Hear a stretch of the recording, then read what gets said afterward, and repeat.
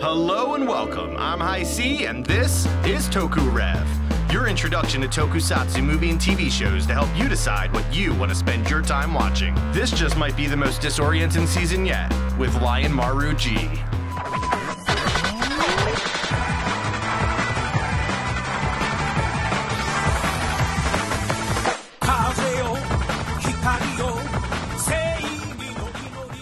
If you take a quick look through past Toku-Rev episodes, it's easy to see that while I love the more common series like Kamen Rider and Super Sentai, I'm always scratching for something a little less talked about in the Toku community. Now, while I'm sure someone out there is talking about it, I haven't found a lot of content for Lion Maru G or the rest of the Lion Maru series.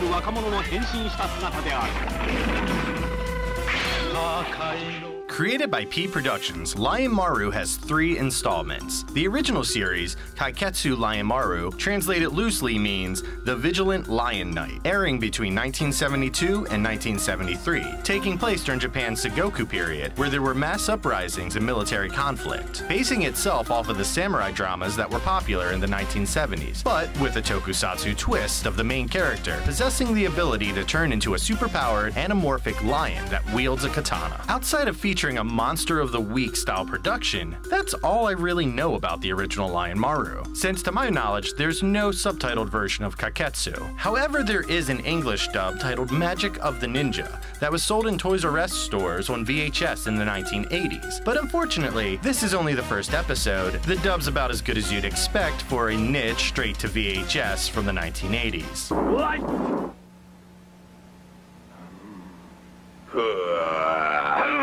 Give me strength, the art of shape-shifting. I am Lion Maru!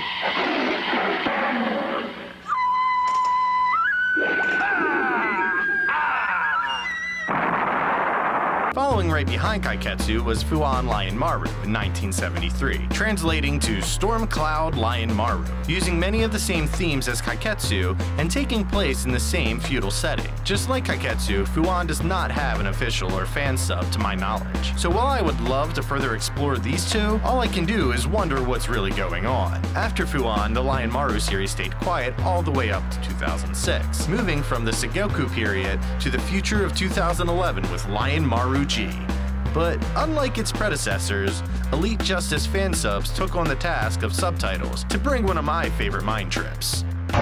新宿歌舞伎町つっても今はネオ歌舞伎町って名前になってる。偉い人が街を改革しようってんでいろいろやってたんだけど全然ダメ。変わったのは名前だけ。それどころかかえって治安はめちゃくちゃになっちゃって。This is Neo Kabukicho, a fictitious version of the red light district in Shinjuku, Tokyo. This is a city devoid of morals and upstanding citizens, serving as an analog to the disarray and chaos that people experienced during the Sengoku period, featuring gambling, gangs, and gigolos? Remember that G after Lion Maru G? Yeah, that stands for Gigolo, or Ghetto. I keep reading conflicting reports, but it gives this installment of Lion Maru the subtitle of The Beast Transformed Gigolo Warrior. This series is a little different. ちょっと待ってください。空気の入りが足りない時にはこのように口で空気を。ジュニアいいですか？待て！完璧だろ今日。今日はハマってんの。なんで邪魔すんの？すいません。 Welcome to the Dreaming Nightclub, where we meet their lowest performing host, and our main character, Shishimaru. As the club's worst host, Shishimaru doesn't have a lot of luxuries in life. He's girl crazy, lives in a capsule apartment, and the only clients he's capable of keeping are 2 annoying women that all the other hosts have refused. He also happens to owe a pretty sizable debt to a local gang, showing off his cowardly character and aversion to confrontation. あいつら怖いもんなしだ。まるで自分がライオンにでもなったつもりでいるんじゃねえの？俺の名前はね。 Shishimaru is not your typical protagonist. In fact, I struggle to even call him a protagonist. In any other story, he would be the antagonist, or even worse. He'd probably end up being that bumbling, annoying sidekick character that a lot of other villains keep around as comic relief. He's scared of danger and has all the charm of a used car salesman. He's greasy and girl crazy, putting himself in sexual situations that make me uncomfortable as a viewer. His running joke is that he has genital crabs and smells bad. bad. Shishimaru was abandoned as a child and grew up on the streets, giving him a warped sense of what's right and wrong. When given the choice, he almost always chooses the wrong answer. If there is a self-serving, self-defeating, selfish option, he will always elect to take that first. While he doesn't want to see anything bad happen to good people, he struggles to put himself in danger to keep others out. He grows throughout the show, but old habits die hard. When Shishimaru is picked up for not paying his debts to the Gosan Enterprise, he is forced to go in front of Junior. Junior, real name unknown, is the son of Gosan, the leader of street activities. Junior is a little odd. Jealous of people who get his father's attention over him, Junior dresses up in hardcore cosplay. Every time you see him in an episode, he is wearing something different. It's unnerving to say the least, adding to the bizarre nature of the show.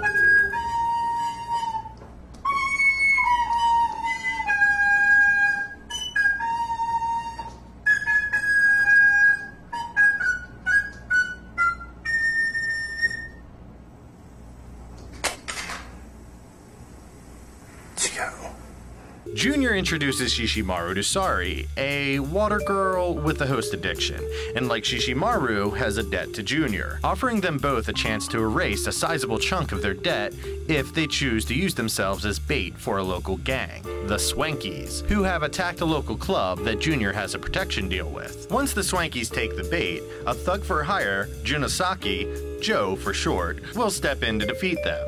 Shishimaru leers and attempts to use his best moves on Sari. It's uncomfortable to watch, but you can't really look away.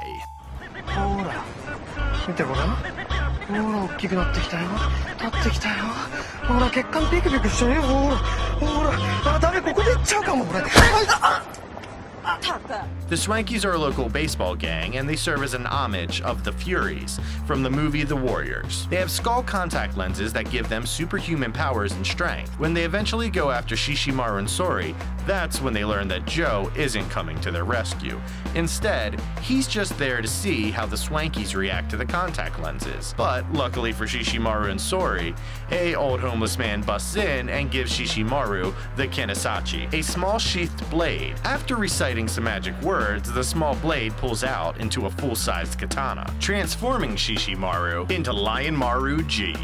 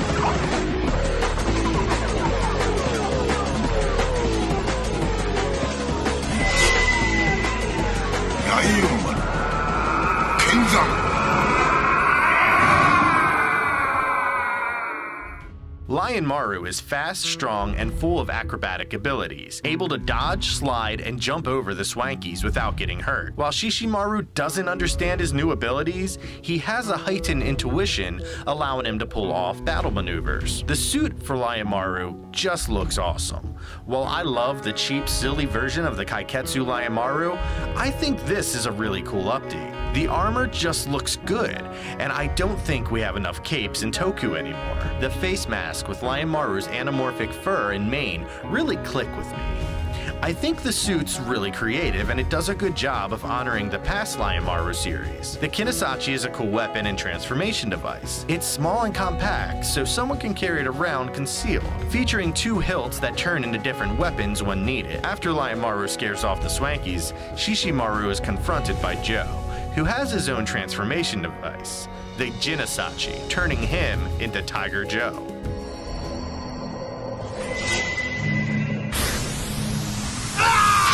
ジョーさんもおかしいよ。俺と同じ。雷怖い。ダメ。でも俺より全然慣れてる感じで。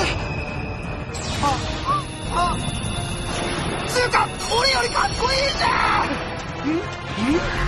ジョーさんどうなっちゃうの？ジョーさんが変身した。タイガー・ジョー水産。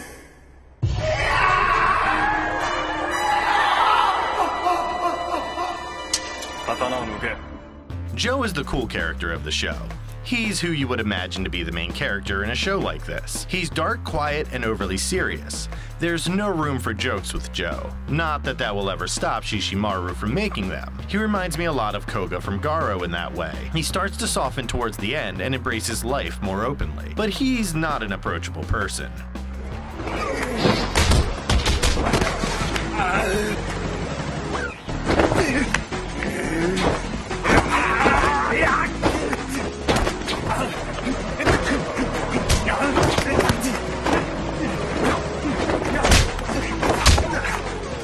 I like Tiger Joe's Henshin just as much as I like Lion Maru, but they work perfectly together. Both characters struggle to walk the right path in life, and while they are both respectively black and white, they need each other to understand the gray between them. Joe is jealous of Shishimaru's chance to wield the Kenisachi, and doesn't respect the way he lives his life, but they need to join together if they're going to understand the path ahead of them. Joe is the natural counterbalance to the court gesture that is Shishimaru. Joe helps Shishimaru be brave, and Shishimaru helps Joe to understand life outside of being a freelance thug. Watching the rest of the plot unfold is really best left to watching the show, and giving any more of that setup away will start to ruin the joy of discovery.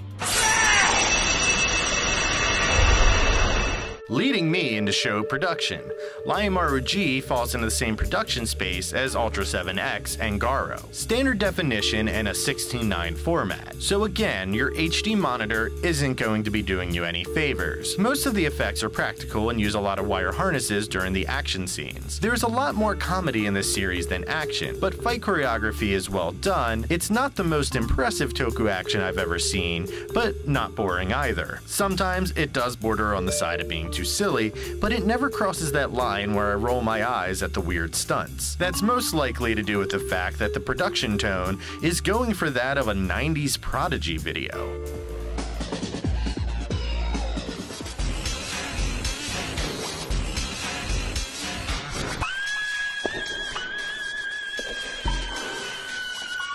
There's something about the overall design of the production and camera angles that I can really dig. Everything just feels really punk rock to me. There's a spirit of rebellion in the production that I find really encouraging. Every episode flows well into the next, with a thorough recap of major plot points from the past episodes. If I had to find something to complain about, it would be the lighting. There are a lot of really harsh yellow color temperatures that start to make me feel uneasy if I look at them for too long. And I could do with maybe a few less crotch shots. Contributing to the attitude of the show is the soundtrack, featuring a lot of EDM and industrial tones that flex in and out of traditional music, mixed with quick cuts and odd camera angles, keeping the viewer feeling off balance, and then pulling it all together with a theme song. A great remix of the Kaiketsu theme that feels modern for 2006 standards, but reminiscent of Tokusatsu themes from the 70s. Even without the ability to go back and watch the original Lion Maru, I still get a sense of the revised history that they incorporated inside of the theme.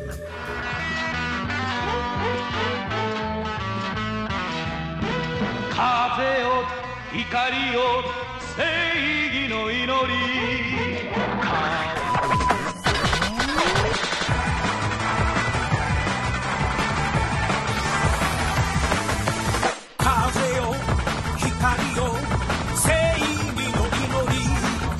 So what about recommendations to watch Lion Maru G? Well, that's a really hard sell. I definitely had a good time with this show, but I think most of that was because I was just swimming in its weirdness. As I said with production, there is something very punk rock about the show. It's really ugly and in your face, and I can respect that. It feels like the Toku version of a trauma film, hyper-realized and hyper-sexualized. It makes your mind do backflips when you watch it because you just don't expect some of these things to occur. Shishimaru is obsessed with women, and showing the erection in his pants can definitely be a bit too much, and I certainly can't suggest this for younger viewers. But you'll have to use your own standards to determine if you're okay with those elements or not. There's a traditional story here. It's not revolutionary, but every episode makes you want to start the next. I got through 13 episodes inside of a week, and felt content when it ended, but that feeling of being off balance never left me. From seeing Junior in one of his many outfits to Shishimaru hoping to make it with a lady, I never knew what curveballs it was going to be sending my way. For me, this was a great watch,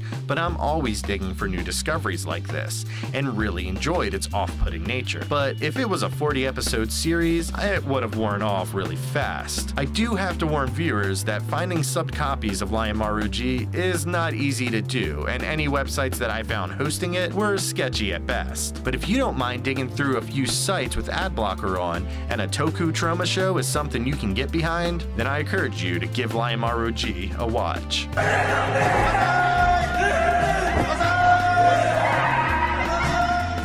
Thank you everyone, I'm Highsea, and this was Toku-Rev, your introduction to Tokusatsu TV to help you find your next favorite show. Since the update I did at the beginning of the year, I haven't been able to get any more videos out, and I feel really bad about that. What makes me feel extra bad is that my subscriber count has nearly tripled. So thank you to all the newcomers, everybody has been extremely encouraging, and I can't express how amazing the support has been. It's really easy to feel like an idiot when I'm doing these videos in the pre-production stages, but a lot of these comments have really eased that for me. The Toku community really is amazing, so please like, comment, subscribe, continue commenting, and I hope to see you back here for more Toku introductions.